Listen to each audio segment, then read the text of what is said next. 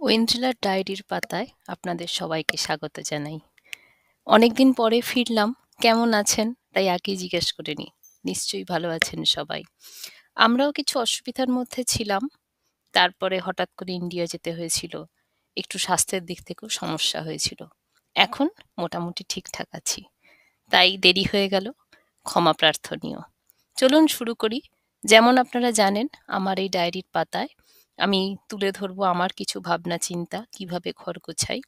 তার সঙ্গে যুক্ত করব অবশ্যই সেসব জিনিসপত্র যেগুলো আমি বানাই, এবং আমি আশা করব আপনারাও সেগুলো করবেন এবং আমার সাথে শেয়ার করবেন। আসুন শুরু করি আমার সেই ফেলে আসা সিংহাসনের কাজ। মনে আছে নিশ্চয়ই, আমরা একটা পুরনো সিংহাসন কিনেছিলাম ফেসবুক মার্কেট প্লেস থেকে। তার উপরেই তাকে নিয়েই চলছে আমার কারিগরি। আসুন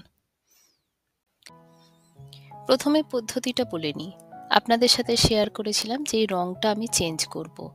তো সেই রংটা চেঞ্জ করবার জন্য যেই কেমিক্যাল মার্কেটে পাওয়া যায়, যেটা বাড়িতে ইউজ করা সেফ, তো সেটি নিয়ে এসে আমি এখানে লাগাচ্ছি।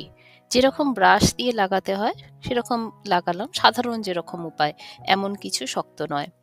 তো সেটা লাগিয়ে নেওয়ার পরে নিয়ম অনুযায়ী আমাদের রান্নাঘরে যে ব্যবহার করা হয় প্লাস্টিক র্যাপ, জানেন অনেক সময় বেকিং এর কাজে রাখা হয়, সেইটি দিয়ে সেটাকে মুড়ে রাখতে হবে। আপনি 24 ঘন্টার জন্য রাখতে পারেন বা 30 মিনিটের জন্য রাখতে পারেন। তারপরে একটা স্ক্র্যাপার দিয়ে আমি রংটাকে তুলে নেব এবং দেখা যাক, এবার দেখে নিন আমি কি করলাম। প্রথমে 24 ঘন্টা হয়ে গেছে, এভাবেই এটাকে রেখে দিয়েছিলাম। এখন আমি একটা গ্লাভস অবশ্যই পরে নেবেন, কারণ এইসব কাজ করার সময় আমরা জানি না আমাদের স্কিন কতটা সেনসিটিভ বা কিভাবে রিয়াক্ট করবে এইসব কেমিক্যালে। যদিও সেফ, বাট স্টিল আমাদের পরে নেওয়াটাই ভালো। একটা গ্লাভস পরে নিয়ে এবারে আমি একটা স্ক্র্যাপারের সাহায্যে এই রংটাকে তুলবো। প্রথমে প্লাস্টিক র্যাপটা সরিয়ে নিলাম, নিয়ে এবার একটা স্ক্র্যাপার ইউজ করছি। এই স্ক্র্যাপারটা আমি নতুন কিনেছি। এটা কোনো মেটাল বা স্ক্র্যাপার নয়, এটা প্লাস্টিক স্ক্র্যাপার আমি এখানে ইউজ করছি। তো সেই স্ক্র্যাপার দিয়ে তুলছি। এবার দেখতেই পাবেন বা বুঝতেই পারবেন যে কালারটা উঠছে।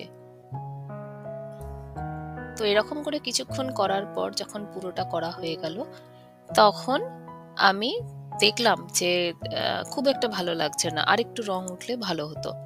তো সেই কথা ভেবে আমি ভাবলাম যে আর একবার রিঅ্যাপ্লাই করা যাক। তো সেম পদ্ধতিতে আমি আবার একবার রিঅ্যাপ্লাই করলাম এবং রেখে দিলাম আবার 24 ঘন্টার জন্য। কেমন লাগছে? এটা হচ্ছে ফাইনালি যে লুকটা আমি পেয়েছি। তবে প্রথমে এরকম ছিল না, জানেন। প্রথমে কালারটা যেরকম উঠছিল সেরকমই উঠছিল, তাই দেখে একটু মন খারাপ হয়েছিল বইকি। তারপর একটু পরে ভেবেচিন্তে ভাবলাম যে আমার কাছে একটা ইলেকট্রনিক ব্রাশ আছে, সেটা দিয়ে জল দিয়ে একটু ধুয়ে দেখতে পারি। এবারে ইলেকট্রনিক ব্রাশটা একটু স্পেশাল ব্রাশ। এখানে সাদা রঙের যে ব্রাশটা আমি দেখিয়েছি, এটার মাথায় বিভিন্ন রকমের স্ক্র্যাবার লাগানো থাকে, যেটা দিয়ে ইজিলি অনেক কিছু পরিষ্কার করা যায় এবং ওই স্ক্র্যাবারগুলোকে চেঞ্জও করা যায়। তো একটা লোহার যে জালি হয় বা স্ক্র্যাবার হয়, সেটা দিয়ে আমি একটু জল দিয়ে এটাকে ঘষেছিলাম। ঘষে ধুয়ে ড্রাই করতে দিয়েছি, তারপরে এই লুকটা এসছে। তো দেখে নিন। এইবারের পাতায় গল্পটা একটু তাড়াতাড়ি বলি। আপনারা বুঝতেই পারছেন নিশ্চয়ই, আমি যে মূল সিংহাসন ছিল সেই সিংহাসনে এবার সেই কেমিক্যালটা অ্যাপ্লাই করা শুরু করলাম এবং যেমন আগের প্রসেস দেখালাম সেভাবেই কাজ করা শুরু হলাম। শুধু সংশয় রয়ে গেলাম, যেগুলো অনেক ডিজাইন আছে সেগুলোতে কি করব। কাজটা দুর্দান্ত। এইভাবেই কাজ ও সময় খুব দ্রুততার সাথেই এগিয়ে চলল। বুঝতেই পারছেন সামনে নিশ্চয়ই কোনো কাজ ছিল, তাই এত তাড়া আমার।